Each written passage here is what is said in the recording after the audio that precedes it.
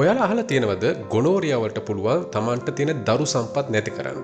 ඒ කියන්නේ ගැහැණුන්ට විතරක් නෙමෙයි පිරිමින්ගේ දරුවන් හැදීමේ හැකියාව නැති කරන්න මෙන්න මේ ගොනෝරියා ඉන්ෆෙක්ෂන් එකට. ඒ කියන්නේ ගොනෝරියා බැක්ටීරියා එකට කරන්න පුළුවන් කියලා. ඔව්. ගොනෝරියා කියන්නේ අපි ගොඩ දෙනෙක් හිතන් ඉන්නේ sexual transmitted disease. ඒ කියන්නේ ලිංගාශ්‍රිත රෝගයක් පමණක් කියලා. හැබැයි මෙන්න මේකෙන් අපිට තියෙන දරු සම්පන්න නැති කරන්න පුළුවන් වගේම භයානක රෝග තත්ත්වයන් රාශියකට මුහුණ දෙන්න සිදු වෙන්න පුළුවන්. අපි අද විනාඩි 2-3කින් ඒ සියල්ල කතා කරමු. ගොනෝරියා කියන්නේ බැක්ටීරියා එකක්. ඇත්තටම මේක අපේ ඇඟට ඇතුල් වෙන්නේ අනාරක්ෂිත ලිංගික හැසිරීම වලින්. ඒක යෝනි මාර්ගයේ ආශ්‍රිත ලිංගික හැසිරීමක් වෙන්න පුළුවන්. එහෙම නැත්නම් ගුද මාර්ගයේ ආශ්‍රිත වෙන්න පුළුවන්. එහෙමත් නැත්නම් මුඛ ආශ්‍රිත ලිංගික හැසිරීමකින් මෙන්න මේ බැක්ටීරියා එක අපේ ඇඟට ඇතුල් වෙන්න පුළුවන්.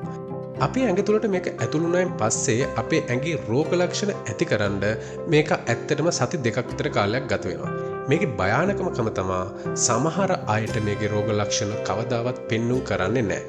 විශේෂයෙන්ම ගැහැණුන්ගෙන් 50%කට විතර මේක රෝග ලක්ෂණ පෙන්눔 නොකරන තත්ත්වයක් තියෙනවා කියලා වෛද්‍ය පරීක්ෂණ වලින් හොයාගෙන තියෙනවා. ඒ කියන්නේ Tamanට ගොනෝරියා තියෙන්න පුළුවන් ඒ වුණාට Taman දන්නේ නැහැ.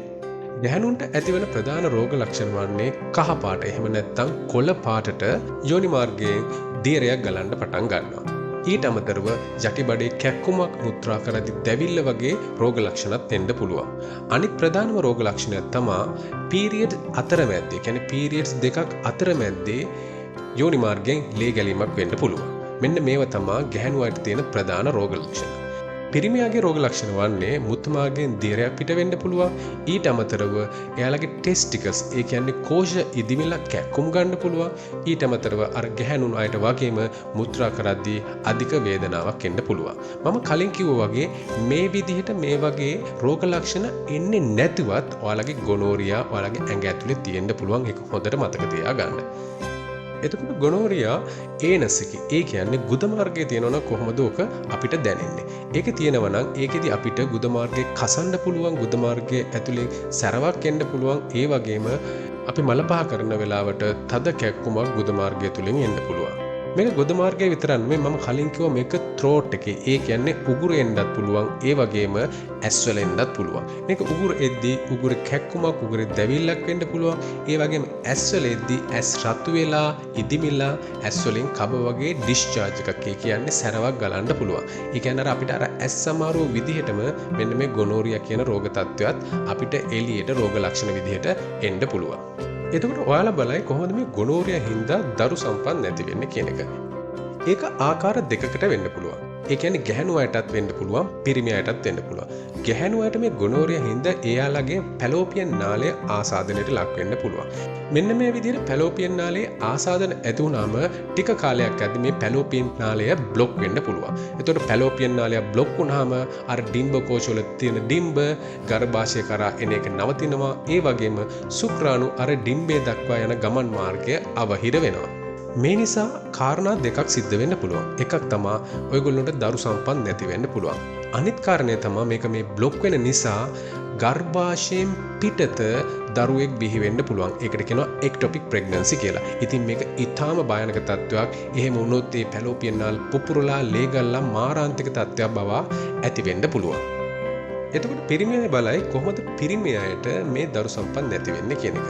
මම කලින් කිව්වා පිරිමි අයගේ රෝග ලක්ෂණයක් තමයි වෘෂණ කෝෂ ඉදිමීම කියලා. ඔයාලා හැමෝම දන්නවා වෘෂණ කෝෂවල තමයි ශුක්‍රාණු නිපද වෙන්නේ. හැබැයි මේ නිපදෙන ශුක්‍රාණු එළියට එන්න වෘෂණ කෝෂවල තියෙන නාල දිගේ එළියට එන්න ඕන.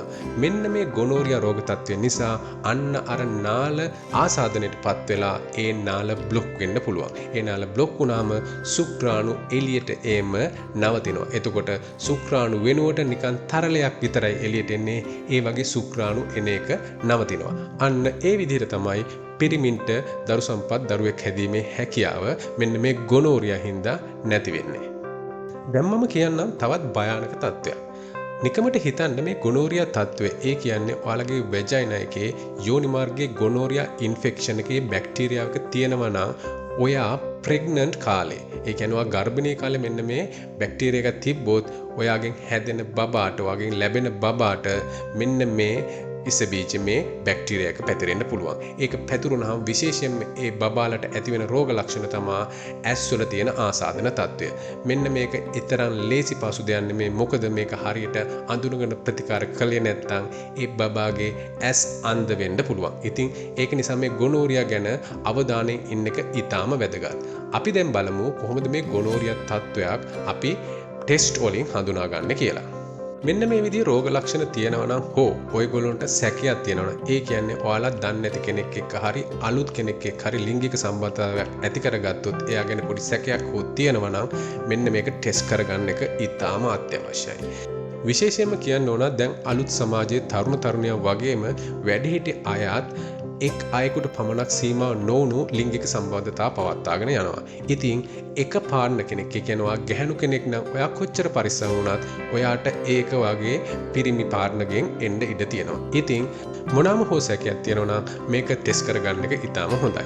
මේක හරි සරල විදිහට ටෙස්ට් කරන්න පුළුවන්. විශේෂයෙන්ම අපි මුත්‍රා පරීක්ෂණකින් තමයි මේක ටෙස්ට් කරන්නේ. සාමාන්‍ය විදිහට මුත්‍රා එකකින් අපිට මේක ටෙස්ට් කරලා දැනගන්න පුළුවන්. හැබැයි මේක ගුද මාර්ගයේ හෝ උගුර ආශ්‍රිතව මුඛ මාර්ගය ආශ්‍රිතව තියෙනවා නම් අපි එතනින් පොඩි සාම්පල් එකක් අරගෙන මේක ටෙස්ට් කරන්න පුළුවන්. ඉතින් ඒක හරිම සරල පරීක්ෂණයක්. ඒක ඉතින් අපිට කියන්න පුළුවන් ඇත්තටම මේ ගොනෝරියා රෝග තත්ත්වය ඔයාට තියෙනවද නැද්ද කියන එක. දැන් අපි බලමු මෙන්න මේ ගොනෝරියා රෝග තත්ත්වයට තියෙන ප්‍රතිකාර ක්‍රම මොනවාද කියලා. ඉතින් ඒක කතා කරන්න කලින් ඔයාලා තාමත් අපේ channel එක subscribe කරලා නැත්නම් channel එක subscribe කරලා මේ වීඩියෝ එක හොඳයි නම් like එකකුත් දාලම අපි ඒ කොටස බලමු. මේකට තියෙන ප්‍රතිකාරය ඉතාම සරලයි. හැබැයි මේකට ප්‍රතිකාර කරේ නැත්නම් අපි කලින් කතා කරපුවාට අමතරව වෙන්න පුළුවන් තවත් හානි කීපයක් තියෙනවා. එකක් තමයි pelvic inflammatory disease කියන එක. ඒ කියන්නේ ඔයාලගේ යටිබඩ තුල ආසාදනයක් සැරෙන් සැරේ නිතර ඇති වෙන්න පුළුවන්. ඒක දීර්ඝ කාලීන ආසාදනයක් බවට පත් වෙලා යටිබඩේ කැක්කුම් එන්න ගන්න පුළුවන්. ඊට අමතරව මේක ලේ හරහා පැතිරිලා ජොයින්ට්ස් වල ඉදිමීමක් ආසාදනයක් ආතරයිටිස් තත්ත්වයක් ඇති වෙන්න පුළුවන්. තවත් හොයාගෙන තියෙනවා මෙන්න මේ ගොනෝරියා රෝග තත්ත්වයේ තියෙන අයට HIV හැදීමේ සම්භාවිතාවය. ඒ කියන්නේ AIDS බෝවීමේ සම්භාවිතාවය අනිත් අයට වඩා ගොඩක් වැඩි කියලා.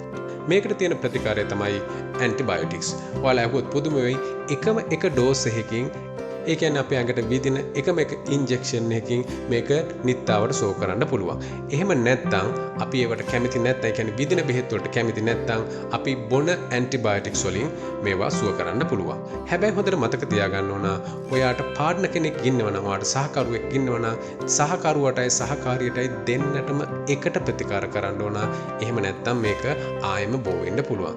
ඒ වගේම ප්‍රතිකාර කරලා ඉවර වෙලා ආයෙම ටෙස්ට් කරලා බලන්න ඕන මේක හොඳටම හොඳ වුණාද කියලා. ඒ වගේම අඩුම තරමේ සති 2-3ක් යනකම් හෝ එහෙම නැත්නම් අර රෝග ලක්ෂණ නැති වෙනකම් ආයෙම අලුතෙන් අපි ලිංගික එක්වීමක් වෙන්න හොඳ නෑ කියන එක වෛද්‍යවරුන්ගේ උපදෙස් වෙලා තියෙනවා. මෙන්න මේ විදිහටම ලිංගාශ්‍රිතව බෝ වෙන තවත් ප්‍රධාන ලෙඩක් තමයි හර්පික්ස් කියන එක. ඒක නම් ඊටාම කරදරකාරී මොකද ඒක කවදාවත් හොඳ වෙන්නේ නැහැ. අන්න ඒ ගැන මෙන්න මේ වීඩියෝ එකේ අපි කතා කරනවා. ඒ වගේම මුඛ සංසර්ගයෙන් ඇතිවෙන භයානක රෝගයක් ගැන මෙන්න මේ වීඩියෝ එකේ කතා කරනවා. අන්න ඒ වීඩියෝ දෙකක් බලන්න. ඉතින් මේ වීඩියෝස් හොඳයි කියලා හිතෙනවා නම් ඔයාලගේ යාළුවන් අතර ෂෙයා කරන්න. අපි අලුත් වීඩියෝ එකකින් නැවත හමු වෙමු.